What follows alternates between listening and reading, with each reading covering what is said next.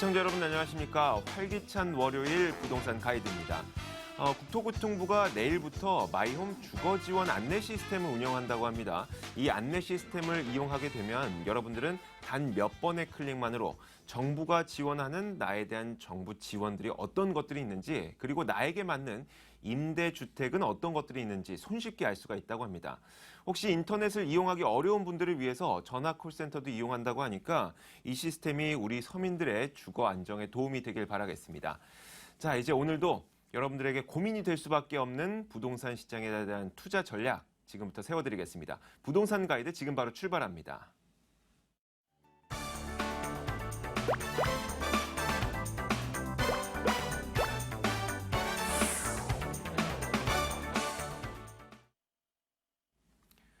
네, 첫 번째 코너입니다. 생생부동산 클리닉 시간인데요. 오늘 방송 보시면서 궁금한 점 있으신 분들은 02-2077-6330번으로 전화 주시면 됩니다. 혹시 문자로라도 궁금한 점을 문의하고 싶으신 분들은 02797-0300번으로 언제든지 연락 주시면 됩니다. 자, 오늘도 여러분들의 부동산 고민을 해결해 주기 위해서 국토개발연구소 이윤환 대표 스튜디오에 나와 있습니다. 어서 오세요. 네, 반갑습니다. 자, 우리가 월요일마다 찾아오는 시간이죠. 이윤환 대표가 꼽아온 부동산 주간 핫 키워드를 살펴보는 시간입니다. 키워드가 화면으로 준비되어 있거든요. 만나보시죠. 자, 첫 번째 3위 키워드입니다. 국내 주택시장의 공급 과잉에 대한 지적이 나오는 가운데 해외 투자은행들이 내후년부터 국내의 주택 경기가 둔화될 것이라는 전망을 내놓았습니다. 이는 올해 신규 분양된 아파트의 입주가 시작되는 시점과 맞물리는데요. 해외에서 이렇게 분석하고 있는 이유는 무엇인지 잠시 후에 들여다보겠습니다. 다음 2위입니다. 내년부터 주택담보대출 요건이 강화되는 가계부채 관리 방안 시행을 앞두고 정부가 깊은 고민에 빠졌다고 합니다. 자칫하다가는 부동산 경기가 급속히 냉각될 수 있다는 우려가 나오고 있기 때문인데요. 과연 정부가 어떤 선택을 할지 2016년 부동산 정책 전망을 잠시 후에 살펴보겠습니다.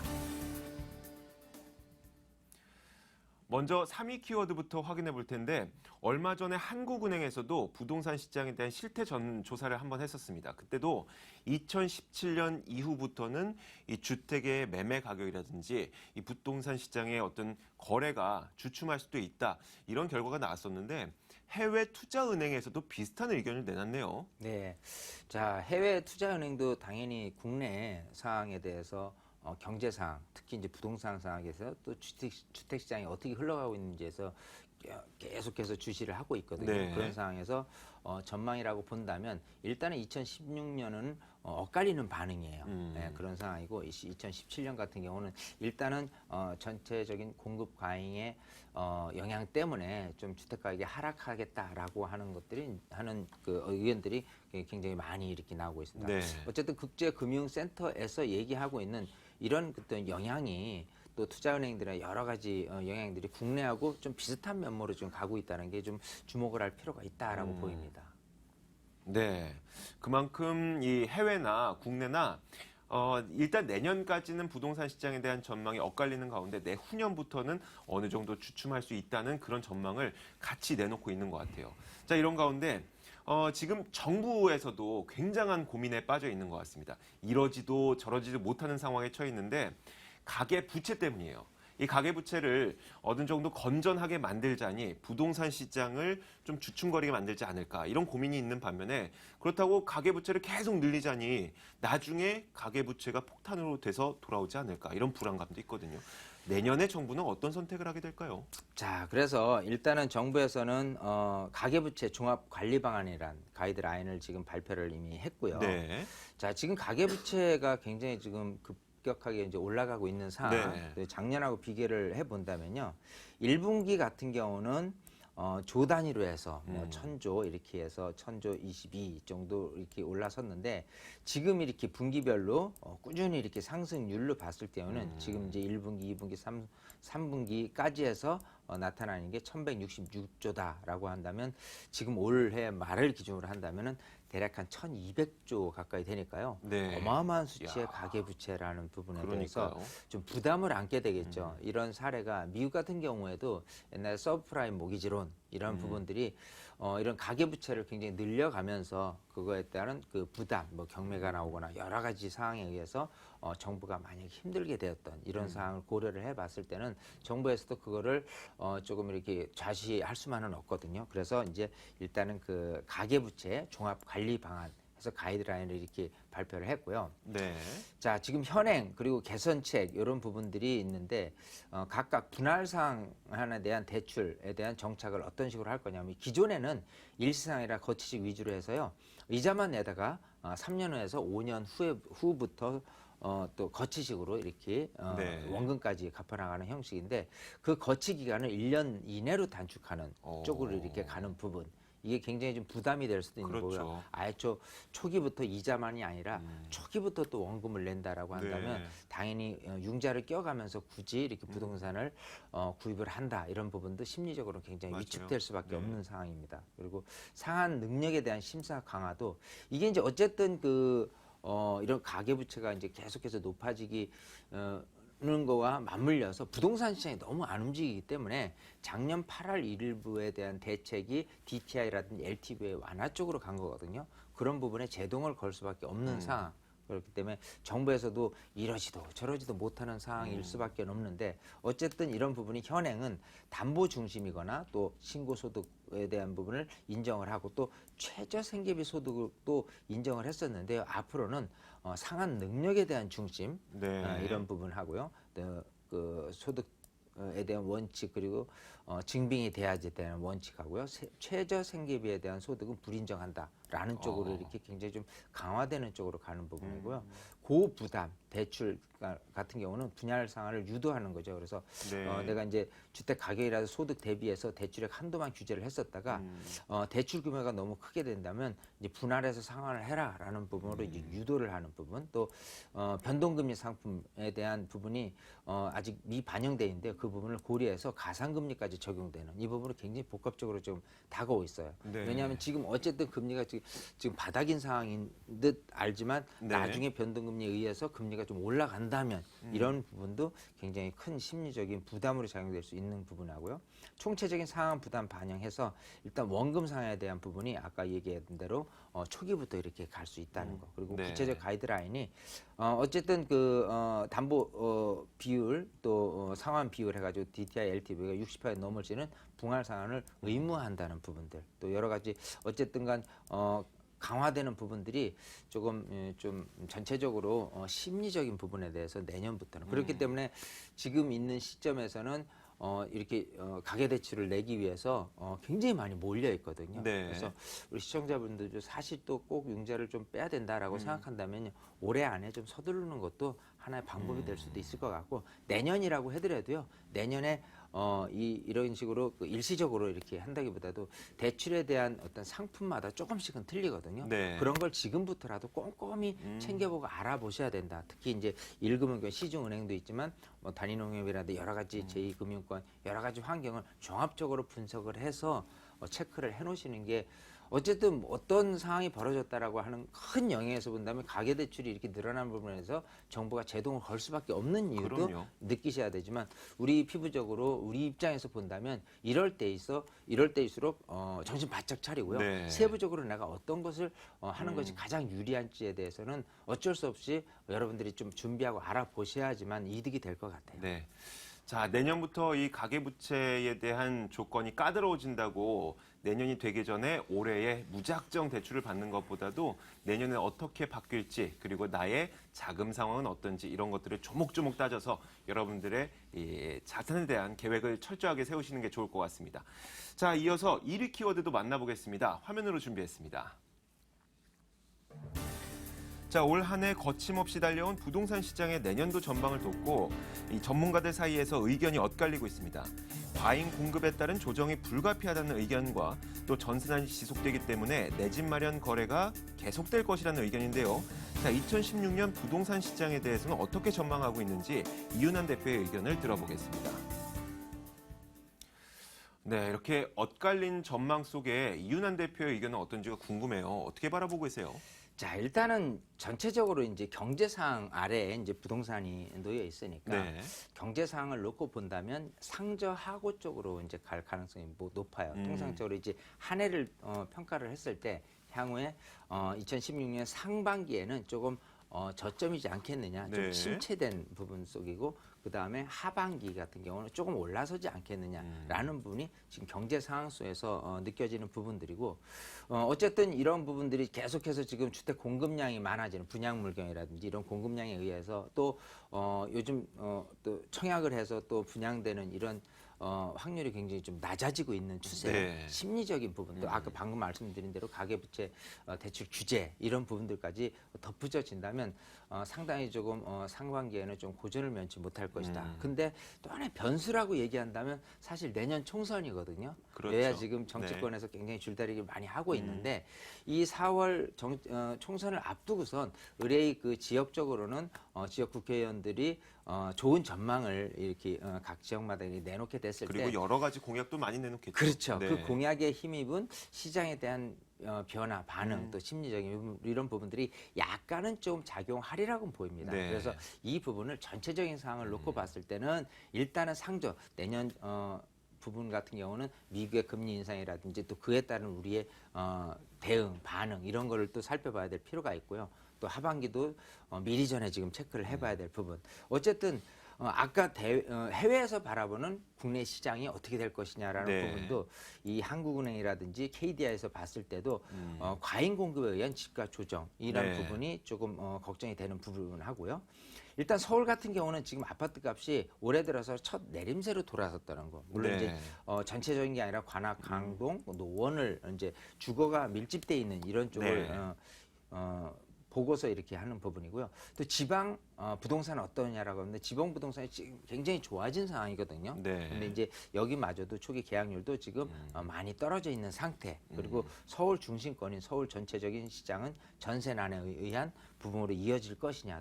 그리고 이제 재건축 분양가가 굉장히 좀 높게 나타나고 있거든요. 이런 거에 따른 현재 있는 그 주택 가격들이 조금 떨어지지 않는 현상들도 지금 자리 잡고 있는 부분이기 때문에 네. 굉장히 이 상황이 어지럽게 지금 엎치락뒤치락이 그러니까요. 되고 네. 있습니다. 이걸 한마디로 딱 얘기해서 이렇게 될 것입니다라고 얘기하는 굉장히 지금 상황들의 변수가 많아요. 네. 이걸 꼽기에는 여러분들이 이제 계속해서 공부하고 스스로 알아가서 어떤 확신에 찬 어떤 변화에 대한 대응, 네. 준비 이런 거를 해야 되지 않을까 싶으니까요. 이 방송 꾸준히 방송 보시면서 여러분들이 정말 확신에 찬 어떤 답변을 스스로 좀 알아가시는 게 더 중요할 것 같고 또 세미나도 네. 많은 참여가 되셔서 여러분들 이 시차에 대한 사고 파는 타이밍을 정하는 것도요. 사실 부동산 재테크에서 가장 중요할 수도 있습니다. 네. 이걸 알아가는 부분이니까 여기 또 이제 전체적인 뉴스를 잘 활용해서 좋은 시장에 대한 여러분들이 준비를 잘 하시기 바라겠습니다.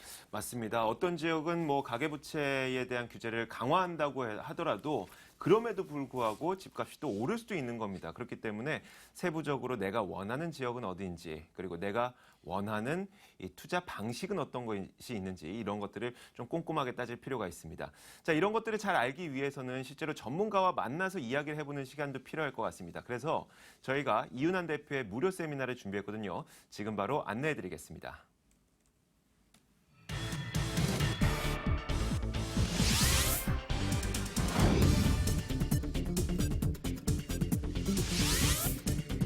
이윤환 대표의 무료 세미나입니다. 2016년을 준비하는 세테크 전략과 소액 투자처 바로 알기라는 주제로 열리고요. 12월 1일 화요일과 4일 금요일 오후 12시 30분에 열립니다. 궁금하신 점은 02797-0300번으로 연락 주시면 됩니다. 자, 지금부터는 여러분의 고민을 직접 들어보겠습니다. 첫 번째 시청자님이 연결됐다고 하는데요. 안녕하세요. 안녕하십니까. 네, 어떤 궁금한 점이 있으신가요? 예, 저는 서울 동대문구 전농동에 지금 거주하고 있는데요. 네, 예, 그쪽에서 지금 반전세를 살고 있는데요. 네, 지금 전농동에 SK 아파트라는 아파트가 있는데요. 네, 거기를 이제 구매를 지금 하고 싶은 이게 있는데 네. 타이밍을 언제 정도로 가져야 할지. 알겠습니다. 자, 예. 지금까지 그 월세 금액 내시느라고 좀 많이 고생을 하셨을 텐데, 예. 자, 과연 이 아파트를 샀을 때 어느 예. 타이밍에 사는 것이 좋을지, 그리고 앞으로의 전망은 어떨지 저희가 이윤환 대표 연결해 드릴게요. 네, 네, 반갑습니다. 네, 안녕하십니까. 안녕하세요. 예, 자, 지금 동대문구 전농동에 지금 살고 계신 거죠? 네, 그렇습니다. 자, 근데 반전세로 살고 있는데 이제 못 참겠다. 집을 좀 사야 되겠는데 네, 조금 뭐 한 1, 2년 정도에 조금 서둘렀다면 조금 나았을 텐데 어쨌든 또 앞으로도 중요한 거니까 네. 시점을 어느 시점에 또 지금 전농동에 있는 SK 아파트를 지목을 해서 하셨어요. 예, 자, 그러면 일단은 뭐부터 봐야 되냐면 두 가지죠. 시점 그리고 이 아파트를 구입해도 되냐라는 부분이고요. 예, 자, 시점을 말씀드린다면 내년 한 중반기 정도가 좋을 것 같고요. 예, 그리고 전농동에 있는 SK 아파트를 구입해도 되냐라고 한다면 괜찮다 이렇게 말씀하시고 싶고 이왕이면 20평대나 30평대 초반대를 하시는 게 좋을 것 같고요. 예, 둘 다 또 비교한다면 20평대가 더 유리할 것 같아요. 예. 자, 지금 한 3억 5천 정도 제가 보고 있거든요. 아, 그래요? 예, 자, 일단은 그 지도를 보면서 말씀을 드릴게요. 예, 자, 일단 그 지금 빨갛게 이렇게 표시되어 있는 곳이 이제 동대문구 전농동 지역입니다. 네, 이 전농동이라는 지역으로 따진다면은 이 원래 이제 그 주거 지역 밀집도 이제 아파트로 따져서는 이쪽 근처에 아래쪽에 이제 답심리까지 어울려서요. 예, 지금 또 오른쪽 장안동 그리고 아래쪽에 왕십리라든지 또 금호, 옥수, 행당 이런 지역이 전체적으로 한 울타리에 있다라고 보일 정도로 사실 뭐가 있냐면 새 아파트 또 단지 크기가 있다면 그쪽으로 몰려가는 현상들이 강하게 나타나는 곳들이에요. 네, 네, 그러다 보니까 요즘 새 아파트 인기가 워낙 좋고요. 또 상대적으로 옆에 있는 그 전농 크레스티 아파트 있죠. 요게 이제 2013년도 재작년에 입주를 했고 그럼 가격이 거의 예, 많이 올라 있죠. 예, 자, 그래서 답심 레미안 2부도 마찬가지 올라 있고 지금 여기 전농동 SK 아파트가 2000년에 입주를 했잖아요. 15년 차 된 아파트인데 15년 됐습니다. 예, 여기 말고도 이제 청솔 우성이라든지 또 그 옆에 있는 그 아파트들도 그렇고요. 예. 자, 상대적으로 지금 여기가 한 24평이나 이 정도짜리가 한 거의 5억대나 5억 초반 정도 가니까 뭐 3.3 제곱미터당 2천만 원인데 반해서 이게 한 3억 중반이라고 생각한다면 굉장히 조금 실리적이 아닐까 생각을 해요. 네, 자, 15년 전 됐다 그러면은 사실은 뭐 그렇게 뭐 노후도의 또 측면에서는 이제 중간 정도라고는 보이지만 이 전세 비율이 굉장히 높게 나타나는 특징이 있거든요. 한 85% 나타나고 있어요. 예, 전세도 3억 넘더라고요. 예, 그래서 전세 수요자가 매매로 전환될 수 있는 이런 분위기 안에서 일단 지금보다는 조금 낮추라는 의미는 일단은 지금 많이 몰려 있는 이런 그 어떤 수요자들의 새 아파트에 대한 분위기하고요. 전체적인 부동산 시장 그리고 아까 얘기했던 가계부채 때문에 이제 대출 규제가 나타나고 하는 현상들이 내년 초반에 어느 정도 조금 심리적으로 전세 수요자도 약간 이러지도 저러지도 못하는 상황에 머물게 된다면 약간 거래량이 좀 줄어들 것이고 그거로 한다면 급매물도 한 1,000만 원, 2,000만 원 빠진 상태에서 물량이 나올 수도 있어요. 네, 자, 그런 상태에서 내년 중반에 여기를 구입해도 괜찮다라고 말씀을 드리고 싶고요. 예, 요 그 참고로 이제 요 근처에 그 답심리 레미안 그 어떤 이름이 정확히는 이제 기억이 안 나는데 그 새 아파트가 지금 이제 예, 분양되는 데 있습니다. 예, 분양되는 게 있죠. 예, 가구 수가 좀 적은데. 예, 이제 거기 같은 경우가 사실 조금 장래적으로 유리할 수도 있어요. 왜냐하면 이제 이제 단지 규모나 이런 부분이 조금 크지는 않지만 예, 그래도 새 아파트 측면에서 한 4억대 초반 정도라고 한다면 그거하고 비교해 봤을 때 예를 들어 이제 요 아파트가 지금 3억 5천인데 한 3억 3, 4천에 구입할 수 있다는 거하고 여기에 만약 지금 4억 2, 3천인데 4억 정도로 구입할 수 있다면 요 정도 정도의 구입을 해도 괜찮지 않을까 생각을 하니까요. 물론 이 부분은 이 본인의 현실적으로 너무 예. 과도하게 그 뭐 대출을 안고 들어가지 진행하시는 것보다는 내 상황에 맞게 움직이셔야 되는데 향후 전망으로 봐서는 그래도 새 아파트가 강하게 나타나는 곳이 생각나네요. 미드 카운티죠. 그래서 여기도 한번 같이 알아보셨으면 좋겠어요. 한 가지만 더 네. 여쭤봐도 될까요? 네, 제가 인천 동구 하수동에 네, 빌라가 하나 있습니다. 네네, 2008년도에 그 서브프라임 모기지론 나오기 전에 그걸 구입을 했는데 네, 그럴 때 막 그때는 그게 이제 뭐 재개발이 될 것처럼 하다가 지금 안 돼가지고 네, 그냥 월세만 받고 있는데요. 네. 그거를 어떻게 매도를 하는 게 나을지. 자, 일단 그 당시 샀을 때 예, 그 분위기가요. 사실 어떻게 보면 이 뉴타운 지나서 이제 재개발이란 그 어떤 분위기가 굉장히 좋았을 때 어떤 꼭지점에서 사신 거나 마찬가지입니다. 그렇습니다. 그 이후로 많은 지역들이 지금 개발이 지금 뭐 취소되고 하는 분위기이기 때문에요. 그리고 지금 이제 인천 같은 경우는 재개발 말고도 이미 새 아파트들이 이제 굉장히 많이 들어서고 있거든요. 네. 그래서 여기 같은 경우는 너무 이제 개발에 대한 기대감을 갖기보다는 매도를 하는 게 정답일 것 같아요. 다시금 그런 어떤 옛날 같은 좋은 기대가 많은 투자자들의 몰림 현상이 조금 나타나지는 않으려고 보이거든요. 네. 예. 그래서 여기는 그냥 옛날 생각하지 마시고요. 그냥 과감히 던지시는 이런 쪽으로 작전을 세우는 게 좋을 것 같습니다. 네, 시청자님. 네. 좀 그동안 마음고생 많으셨을 것 같아요. 돈 모으기도 쉽지 않으셨을 텐데 그럼에도 불구하고 내 집 마련에 이번에는 좀 성공하실 수 있지 않을까. 저희도 좀 기쁜 마음으로 오늘의 예. 전화는 여기서 좀 마치도록 할게요. 예, 감사합니다. 네, 고맙습니다. 네.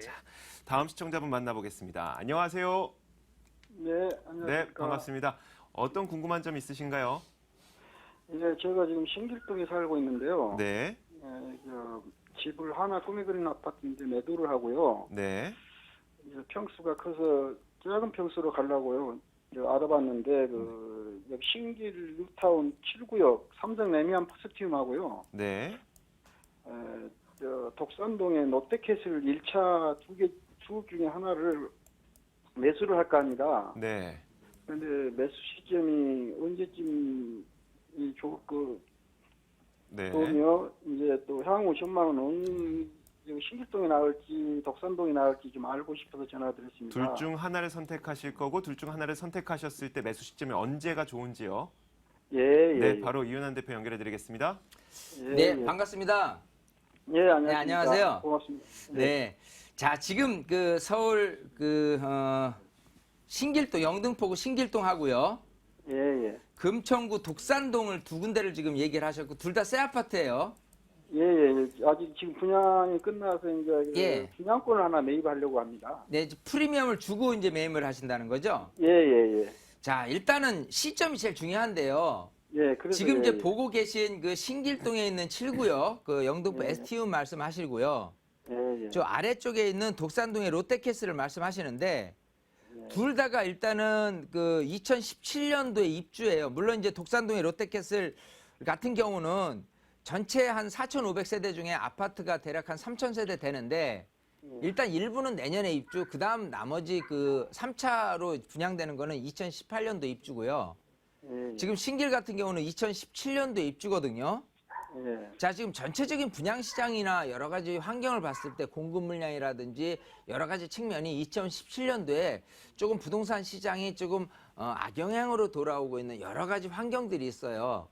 예. 그래서 미리 전에 지금처럼 부동산 시장 중에서 이 뜨거운 분양 시장에 굳이 지금 참여할 이유가 있겠느냐 생각을 해요. 실입주를 또 목적으로 하시는 거니까 예. 투자라는 게 그렇거든요. 계약금, 중도금 넣고 이렇게 저기 하는 것도 중요하지만 굳이 지금 프리미엄을 놓고 갔을 경우에 혹여라도 시장이 잠시 잠깐이라도 죽게 된다면 그 프리미엄이 오히려 좀 줄어들 수도 있거든요. 네. 그래서 둘 다가 괜찮아. 왜냐하면 일단 그 신길 뉴타운 같은 경우도 향후에 뭐 영등포라든지 여의도라든지 2030 서울 도시기본 플랜이라는 큰 틀에서 봤을 때 좋아질 수 있는 지역, 그리고 7호선이 강남으로 되고 있는 여러 가지 환경, 그리고 정말 중요하다고 생각한다면 이 그 구로나 이 가산 디지털 산업단지에 꾸준히 그 업무 수요자들에 의한 실거주 수요자들이 이쪽을 놓쳐가고 있지 않다는 거고요. 독산동도 마찬가지입니다. 사실 오히려 7호선은 아니지만 그래도 금천구청역 앞쪽에 이렇게 대단지로 조성되어 있는 이런 부분으로 생각한다면은 여기도 나쁘지는 않다고 보여요. 단지 시점만 2017년 정도로 늦춰서 두 군데를 다 비교를 해 가는데 만약에 금액상으로 본다면요. 약간 뜨거운 열기가 식어가는 부분들이 오히려 그 독산동이 있지 않을까 생각을 하고요. 지금 이제 겨냥을 미리 해본다면 이쪽의 금액이 조금 떨어졌을 때 이쪽을 겨냥해보는 것도 괜찮다라고 보이고요. 물론 지금 얘기한 대로 또 2017년까지 이어질지는 모릅니다. 그래서 변수들도 계속 나타날 수가 있으니까 일단은 시점만 중요하게 생각하고 둘 다를 계속해서 모니터링하면서 갔으면 좋겠어요. 그래서 그때 가서 2016년 말이나 2017년 초쯤에서요. 그때 제 얘기대로 시장에 대한 그 상황 분위기를 좀 보면서 또 어디로 해야 될지 다시 한번 연락을 주십시오. 네, 너무 시청자님, 서둘지 마세요 지금. 시청자님. 예. 네, 그 2017년까지 좀 기다려 보시는 거, 혹은 2016년 말까지만 좀 기다려 보시는 게 좋을 것 같네요. 예, 네, 그 감사합니다. 중간에 혹시 또 궁금한 점 있으시면 또 전화를 주시기 바라겠습니다. 예. 네, 고맙습니다. 수고하십시오. 예. 네. 자, 이렇게 저희가 두 분의 시청자님의 고민을 해결해봤습니다. 자, 오늘 국토개발연구소 이윤환 대표와 함께 이야기 나눠봤습니다. 오늘 여기서 보내드리도록 하죠. 오늘 말씀 고맙습니다. 감사합니다.